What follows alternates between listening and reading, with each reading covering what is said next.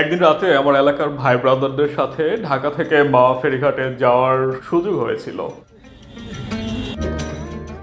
সেখানে যাওয়ার আমাদের মূল লক্ষ্য ছিল মাওয়া ফেরিঘাটের টাটকা ইলিশ খাওয়া এবং মাওয়া ফেরিঘাটের যে সৌন্দর্য সেটা উপভোগ করা। সাথে আমরা সুযোগ পেয়েছিলাম রাতের যে সৌন্দর্য সেটা ঘুরে দেখার। আমরা বেশ কয়েকজন থাকার কারণে আমাদের যাত্রা শুরু হয় মাইক্রোবাসে। আমরা মিরপুর থেকে মোহাম্মদপুর হয়ে ধানমন্ডি হয়ে ঢাকা বিশ্ববিদ্যালয় হয়ে পৌঁছে যাই এক্সপ্রেসওয়েতে। আসলে রাতের ঢাকার যে সৌন্দর্য সেটা ছিল চোখে পড়ার মতো।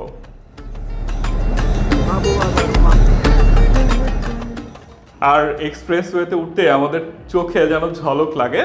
রাতের যে আলো আঁধারের যে সৌন্দর্য আমরা কিন্তু দারুণভাবে উপভোগ করছিলাম।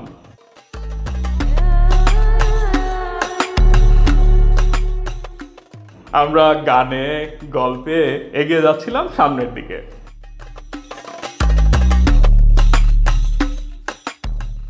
পথ চলতে চলতে আমরা পৌঁছে যাই মাওয়া ফেরিঘাটে। সেখানকার হোটেলগুলোর আলোর ঝলকানি ছিল দেখার মতো। আর সবচেয়ে আকর্ষণীয় লাগছিল সেখানকার হোটেল সহযোগীরা রাস্তায় এসে আমাদের ডাকতেছিল, ভাই আসেন আসেন আমাদের হোটেলে আসেন। কেউ কেউ তো গাড়ির সামনে এসে দাঁড়িয়ে যাচ্ছিল।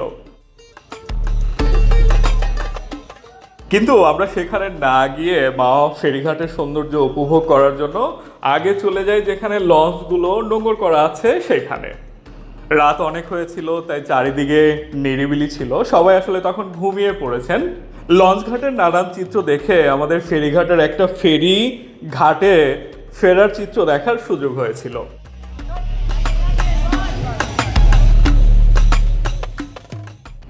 অনেক ঘোরাফেরার পর আমাদের যখন খুব ক্ষুধা লাগতেছিল তখন আমরা সিদ্ধান্ত নেই এখনই যেতে হবে আমাদের হোটেলে। কিন্তু আমি আসার পরে কয়েকটা ছবি তুলতে গিয়ে আসলে যে ভাইয়ারা যখন মাছ কিনেছে, কত দামে কিনেছে সেটা মিস করে গিয়েছি।